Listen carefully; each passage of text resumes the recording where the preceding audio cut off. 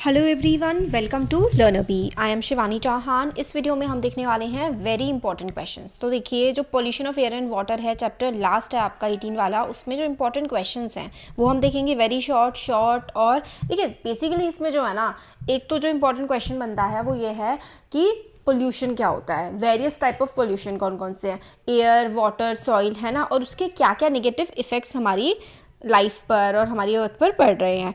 फिर आता है ग्लोबल वार्मिंग। ग्लोबल वार्मिंग क्या है, ग्लोबल वार्मिंग के क्या इफेक्ट्स होते हैं, ओजोन लेयर क्या है, उसके क्या इफेक्ट्स होते हैं। तो बेसिकली यही इंपॉर्टेंट 3 टॉपिक्स हैं इसमें। अब इसमें क्वेश्चंस कैसे आते हैं ये देखते हैं। तो शॉर्ट आंसर में आपका ऐसा आ सकता है कि cause of melting of Gangotri glacier, या फिर दुनिया का कोई भी ग्लेशियर जो है वो क्यों पिघल रहा है, बिकॉज ऑफ ग्लोबल वार्मिंग। दुनिया जो कि गर्म हो रही है, टेम्परेचर बहुत ज़्यादा तेज़ी से बढ़ रहा है, उसकी वजह से ग्लोबल वार्मिंग हो रही है और वही कॉज है मेल्टिंग ऑफ ग्लेशियर्स का। हेल्थ प्रॉब्लम, जिसकी एयर पोल्यूशन जो है उसकी वजह से जो भी हेल्थ प्रॉब्लम्स आती हैं, तो देखो asthma, breathlessness, bronchitis.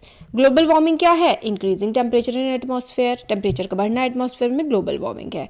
Ozone layer की डिप्लीशन किस वजह से हो रही है, तो जो उसका रीज़न है वो है क्लोरोफ्लोरोकार्बन्स। तो देखिए, ये आपको नोट्स भी आप इनको समझ सकते हैं। इंपॉर्टेंट जो भी टॉपिक्स है ना इस चैप्टर के, वो सारे के सारे हम इसमें कवर कर लेंगे।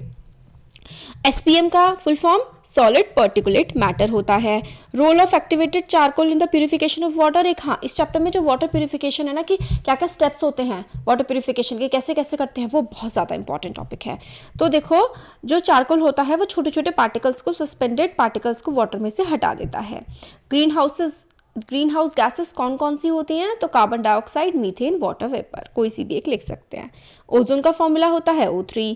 और कौन से जो एजेंट्स होते हैं जो पोल्यूट करते हैं एयर और वाटर को, उनको हम पोल्यूटेंट्स बोलते हैं, सिंपल। और कौन कौन सी गैसेस होती हैं जिनको हम पोल्यूटेंट्स बोलते हैं, तो देखो सल्फर डाइऑक्साइड, कार्बन मोनोऑक्साइड और नाइट्रोजन ऑक्साइड्स। रेडिएशन जो कि कार्बन डाइऑक्साइड को एब्जॉर्ब करती हैं, वो होती हैं इंफ्रारेड रेडिएशन। मैं फटाफट जल्दी जल्दी करा रही हूँ क्योंकि ताकि आपका फटाफट रिवाइज हो जाए। होपफुली आपने पढ़ते हुए रखा होगा, है ना। तो ये इंपॉर्टेंट क्वेश्चंस हो गए। यूथ्रोफिकेशन, ये वाला भी बहुत ज़्यादा इंपॉर्टेंट है कि भाई यूथ्रोफिकेशन क्या होता है। इसके बाद ना मैं एक बहुत ही शॉर्ट सी वीडियो लेकर के आऊँगी जिसमें मैं सिर्फ क्वेश्चन बताऊँगी, है ना, सारे के सारे चैप्टर्स की। तो देखो, यूथ्रोफिकेशन होता है enrichment of water bodies with nutrients like nitrates and phosphates is called eutrophication. तो देखो, यूथ्रोफिकेशन का मतलब होता है एक्सेसिव न्यूट्रिएंट्स आ जाना, मतलब बहुत ज़्यादा नाइट्रेट्स या फॉस्फेट्स आ जाने। कोई अच्छी बात नहीं होती है, इससे लेक को नुकसान पहुंचता है, या फिर किसी भी वाटर बॉडी को जहाँ पर पानी होता है उसे नुकसान पहुँचता है। यूथ्रोफिकेशन का मतलब होता है बहुत ज़्यादा एक्स्ट्रा नाइट्रेट या फिर फॉस्फेट वाटर बॉडी में आ जाए। तो major source of water pollution क्या होता है, अनट्रीटेड सीवेज। जो कचरा होता है हमारे घरों से स्पेशली जो निकलता है, गंदगी निकलती है, नालियों में जाती है और वो वाटर बॉडीज़ में वो पानी चला जाता है, उसकी वजह से वाटर पोल्यूशन होता है। ओजोन लेयर का क्या फंक्शन होता है, ozone layer protect us from ultraviolet rays of sun. Sun की अल्ट्रावायलेट रेज से हमें ओजोन लेयर बचाती है। और कौन सी डिजीज़ फैलती है कंटामिनेटेड वाटर से, यानी कि गंदे पानी से कौन सी बीमारी फैलती है, तो डायरिया, टाइफॉइड। ये गंगा एक्शन प्लान कब स्टार्ट हुआ था, 1985 में। स्मॉग क्या होता है, combination of smoke and fog is called smog. तो स्मॉग क्या होता है, स्मोक और फॉग के कॉम्बिनेशन को हम लोग क्या बोलते हैं, स्मोक और फॉग के कॉम्बिनेशन को हम लोग स्मॉग बोलते हैं। ये चीज़ आपको याद रखनी है, दिस इज़ इम्पॉर्टेंट। आई समझ में। तो ये कुछ क्वेश्चंस थे। अब इसके अलावा अब हम थोड़े से क्वेश्चंस और देखते हैं। ये देखो, ये जो है शॉर्ट आंसर टाइप, वो वेरी शॉर्ट थे जो MCQs वगैरह में भी आ जाते हैं। अब ये देखो, वाटर पोल्यूशन क्या होता है, तो देखो वाटर पोल्यूशन होता है कोई, जब भी हम कोई गंदी चीज़ डाल देते हैं, तो when water gets contaminated by unwanted substances which have a harmful effect on both living and non living things is referred to as water pollution। तो harmful things पानी में जाती हैं, उसकी वजह से water pollution होता है। ग्रीन हाउस इफेक्ट क्या होता है, तो reflected sun rays are trapped by earth atmosphere, the trapped radiation warms the earth. तो भाई देखो, रेडिएशन पड़ती है सूरज की धरती पर, तो कुछ तो वापस चली जाती है और कुछ हमारा एटमॉस्फेयर जो है कुछ रेज को ट्रैप कर लेता है, और वही जो ट्रैप्ड रेज होती है ना, वही जो ट्रैप्ड रेडिएशन मतलब बची हुई बंधी हुई जो रेडिएशंस होती हैं वही हमारी धरती को गर्म कर रही होती हैं। और हमारी धरती का जो टेम्परेचर बढ़ रहा है ना, इसी प्रोसेस को हम ग्लोबल वार्मिंग कहते हैं या फिर ग्रीन हाउस इफेक्ट कहते हैं। और एयर पोल्यूशन के कॉजेज़ क्या क्या होते हैं? तो एयर पोल्यूशन के कॉजेज़ देखो, इंडस्ट्रीज से जो पॉइजनस गैसेस निकल रही हैं, व्हीकल्स जो गैस एमिट कर रहे हैं, स्मोक डस्ट निकल रहा है, या फिर जब जंगल वगैरह में या फिर कहीं पर आग लग जाती है उससे जो धुआं निकलता है। एयर पोल्यूशन क्या होता है? Contaminated unwanted substance. Water pollution contaminated unwanted substance जो कि हमारी हवा को गंदा कर रहे हैं, वाटर पोल्यूशन जो हमारे वाटर को गंदा कर रहे हैं, यही हमें लिखना होता है।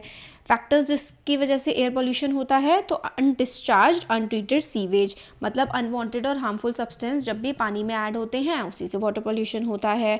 एग्रीकल्चर में भी जैसे हम ऑयल स्पिल हो जाता है, या फिर एग्रीकल्चर एक्टिविटीज़ में हम केमिकल्स का इस्तेमाल करते हैं, समुद्र में ऑयल स्पिल हो जाता है, इसकी वजह से वाटर पोल्यूशन होता है। मैं आपको शॉर्ट में चीज़ें समझा रही हूँ। ग्लोबल वार्मिंग के हार्मफुल इफेक्ट क्या होते हैं? ग्लोबल वार्मिंग क्या होती है? सबसे पहले तो हमारी अर्थ का जो टेम्परेचर बढ़ रहा है वो ग्लोबल वार्मिंग होती है। ग्लोबल वार्मिंग से अर्थ का जो टेम्परेचर बढ़ता है, इससे जो है समुद्र का पानी बढ़ता है। क्यों? क्योंकि ग्लेशियर मेल्ट हो जाते हैं, और जब समुद्र के पानी की जो है ऊंचाई बढ़ती है, सी लेवल बढ़ता है, तो जो समुद्र के किनारे रहने वाले लोग होते हैं उनको नुकसान पहुंच सकता है। मतलब कैसे सुनामी बहुत ज़्यादा आ सकती हैं और वो काफ़ी सारे इलाके समुद्र में डूब सकते हैं। और ग्लोबल वार्मिंग की वजह से कहीं पर तो बहुत ज़्यादा ठंड हो रही है, कहीं पर बहुत ही अधिक गर्मी हो रही है।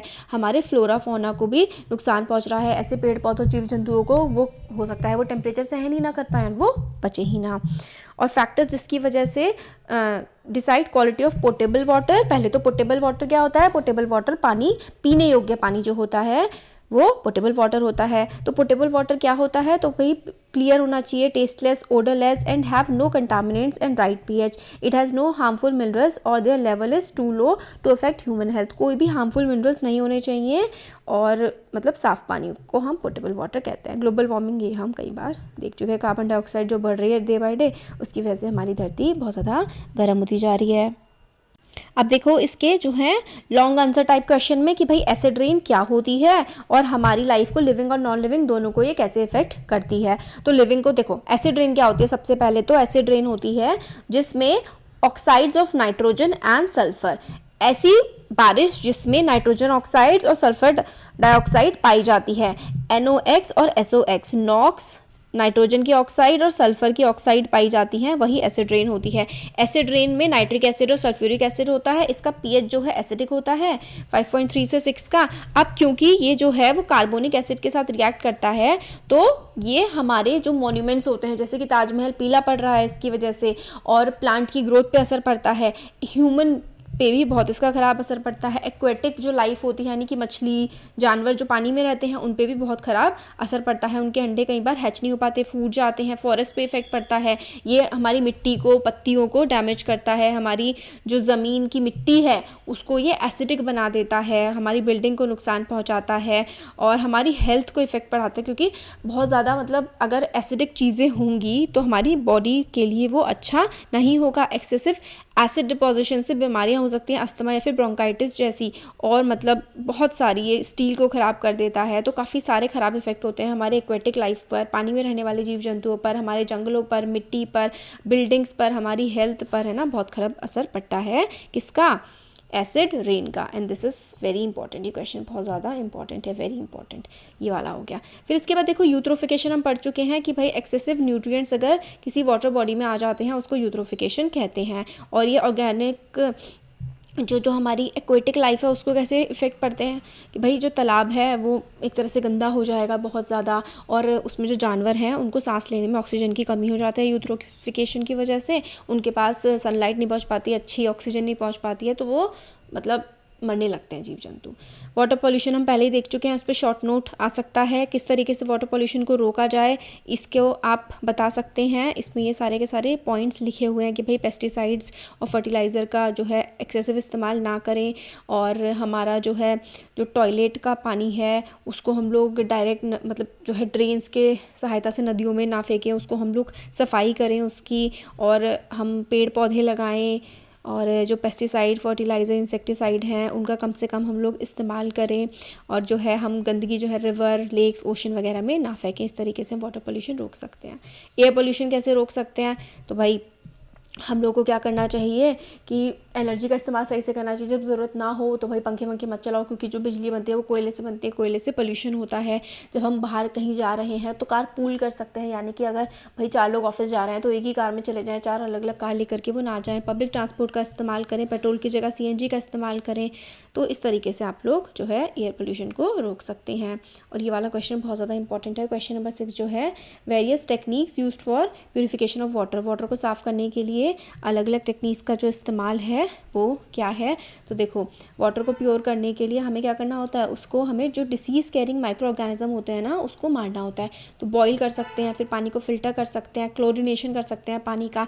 और आजकल RO लगा होता है घर में, रिवर्स ऑस्मोसिस होता है ना, उसमें क्या होता है, desalination of water along with activated charcoal and ultraviolet lamp to kill microorganism are also use for purification of water. तो RO का इस्तेमाल करते हैं हम, क्लोरीन डाल करके भी वाटर को प्यूरीफाई किया जाता है। फ़िल्टर करके जो भी गंदगी है वो रिमूव कर सकते हैं। पानी को बॉईल करके जो है पका करके वो जर्म से मुक्त हो जाता है और उसको फिर पी सकते हैं। तो ये वाला क्वेश्चन बहुत इंपॉर्टेंट है।